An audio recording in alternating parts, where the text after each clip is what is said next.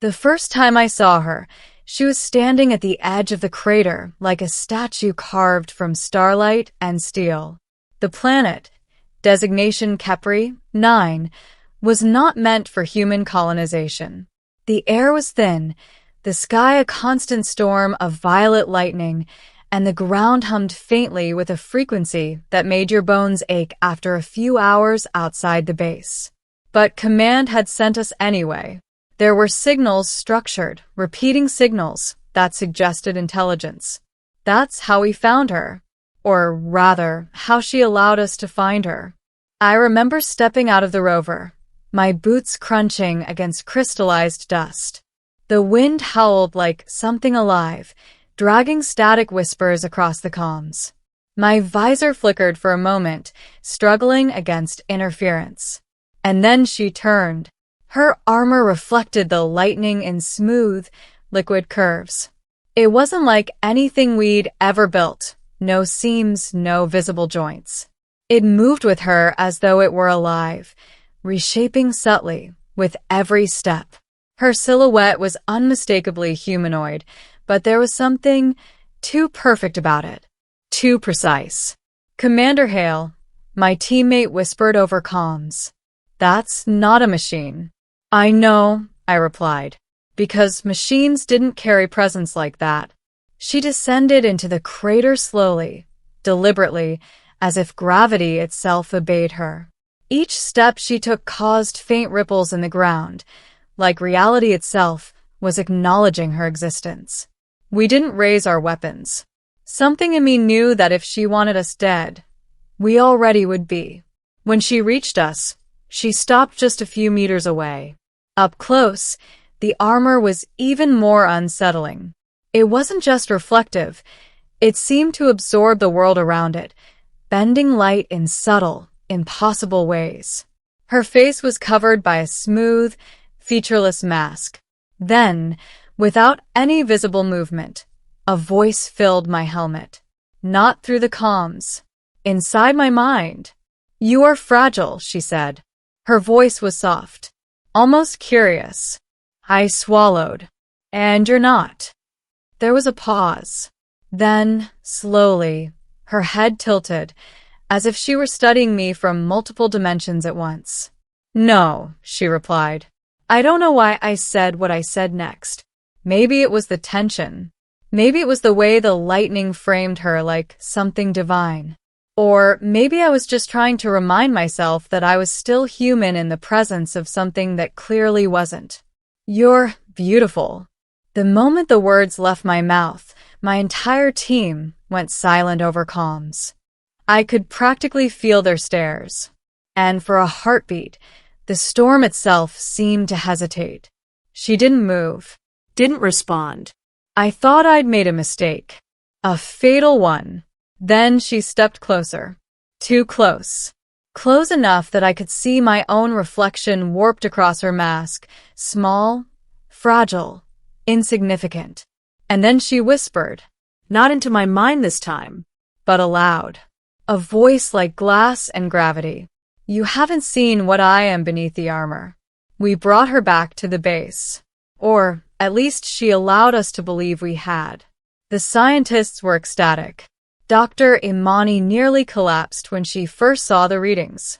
The energy signature alone defied every known law of physics. It was as if she existed across multiple states simultaneously, solid energy, something else entirely. "She's not just alien," Imani said, her voice trembling with awe. "She's beyond alien." We set up a containment chamber, though the term felt laughable. Nothing about her suggested she could be contained. Still, she stayed. She stood in the center of the chamber, unmoving, silent. Watching. Always watching. Days passed. Then weeks. She didn't eat. Didn't sleep. Didn't speak unless spoken to. But she learned. Rapidly. At first, she struggled with language. Her responses were fragmented, disconnected. But within days, she was speaking fluently. Within a week, she was finishing our sentences. Within 2 weeks, she began asking questions that made our best minds uncomfortable. "What is the purpose of your existence?" she asked me once. I leaned back in my chair, rubbing my eyes. "That's a big question." "You are inefficient," she replied calmly. "Your species expends energy without clear objective alignment."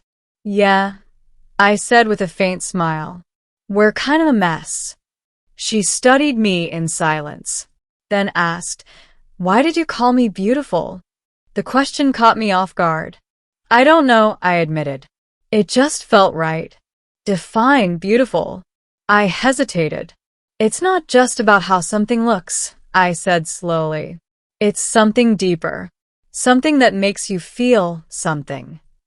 She was silent for a long time after that. Then she said, "I do not understand." "Maybe you're not supposed to," I replied. That was the first time she stepped closer to the glass. And for a moment, just a moment, I thought I saw something shift beneath the surface of her armor. Something alive. The first incident happened on day 19. One of the engineers, Kovac, got too close to the chamber while running diagnostics. The system glitched, and for a fraction of a second, the containment field flickered. It wasn't enough time for a human to react. But she wasn't human. The next thing we knew, Kovac was lifted off the ground, suspended in midair as if gravity had forgotten him. Alarms blared. Security rushed in. I ran to the chamber, my heart pounding. "Stop," I shouted. She turned to me, Kovac still hanging helplessly in the air. "He is curious," she said. Kovac was gasping, his face turning pale.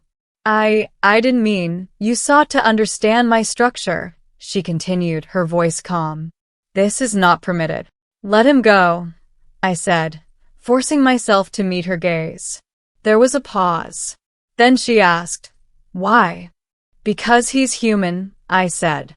"Because he makes mistakes. Because that's what we do." She studied me. Then, slowly, Kovac dropped to the ground, unharmed. The alarms fell silent. And just like that, the moment passed. But everything had changed. That night, I couldn't sleep. I kept thinking about what she'd said. "You haven't seen what I am beneath the armor." What was she hiding? And more importantly, why?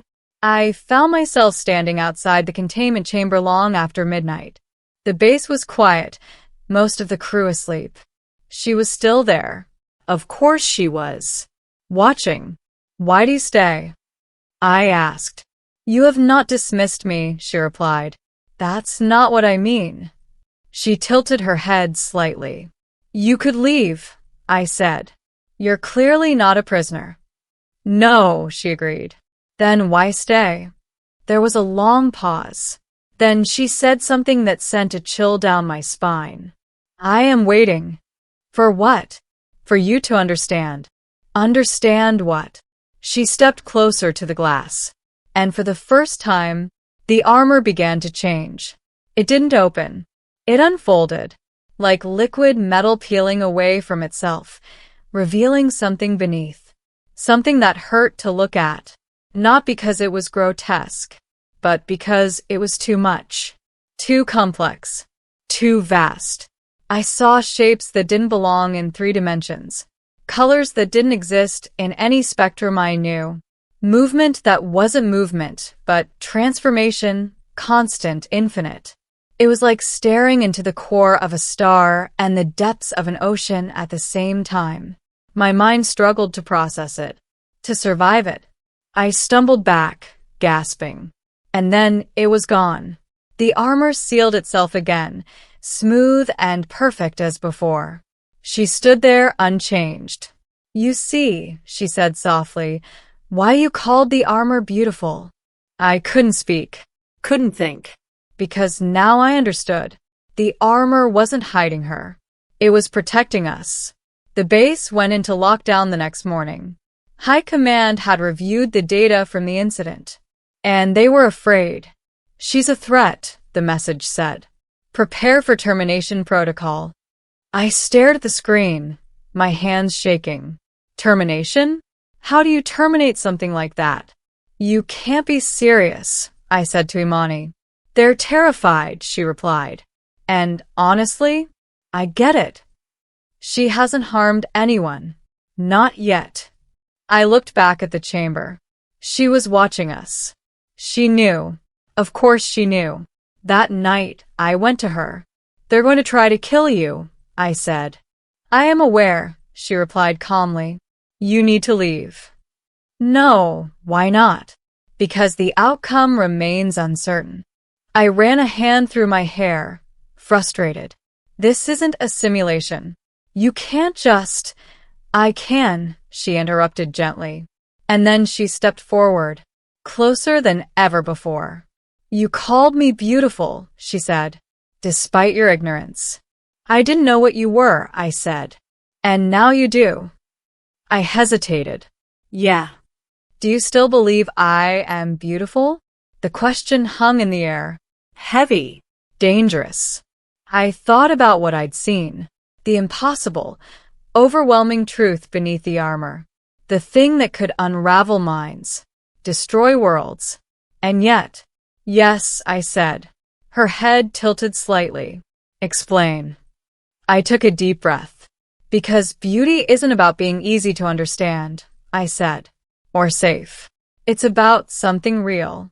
Something that makes you feel small, but in a good way, like you're part of something bigger. She was silent. Then she asked, even if that something bigger could end your existence? I met her gaze. Yeah, I said. Even then. For the first time since we'd met. She hesitated. The attack came at dawn. Orbital strikes. High Command didn't want to take any chances. The sky lit up as kinetic weapons tore through the atmosphere, aimed directly at the base. Panic erupted. Alarm screamed. Impact in 30 seconds. I ran to the chamber. She was already moving.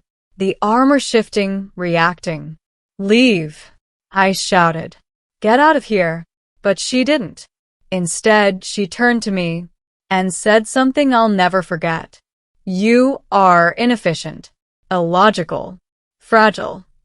Another strike hit nearby, shaking the ground. But, she continued, you are also unexpected. The ceiling began to crack. Time was running out. Go, I yelled. She stepped closer, and then she reached out. Her hand passed through the glass as if it didn't exist, and touched my helmet. You saw me, she said softly, not the armor. Another explosion. Closer this time. And you remained. I didn't understand what she meant. Not yet. Then the world went white. When I woke up, the storm was gone. The sky was clear. Blue. For the first time since we'd arrived on Kepri 9, the base was gone. Reduced to molten glass and twisted metal. But I was alive. Alone. Or so I thought. I stood up slowly, my body aching. And then I saw her. Standing at the center of the crater. Unharmed. Unchanged. You saved me, I said. Yes. Why?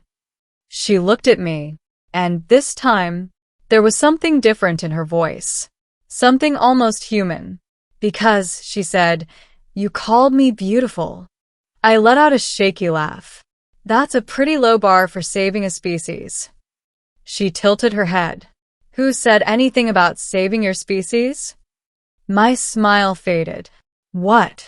She stepped closer, and the armor began to unfold again. Slowly, deliberately, revealing the impossible truth beneath. I told you, she whispered. You haven't seen what I am. I braced myself this time, forced myself to look, to understand. And somehow, this time, it didn't hurt as much, because I wasn't seeing it as something alien or terrifying, but as something real, something vast, something beautiful in a way that defied definition. I began, struggling for words. Yes, she said. I don't even know what you are. No, she agreed. But you are beginning to understand. The light around her intensified. The world seemed to bend, shift. Is this the end? I asked. For your world, she replied. I swallowed. Yeah. She paused, and then said something that changed everything. That depends on you. Ending. In the days that followed, I became the bridge between humanity and something far beyond it. She did not destroy Earth. Not immediately. Instead, she waited, observed, learned. Through me, I told her about our art, our music, our flaws, our hopes. I showed her why we mattered, why we were worth more than our inefficiency. And slowly, something changed. Not in her, but in the space between us. One day, as we stood beneath the now calm sky of Kepri 9, she asked me a final question.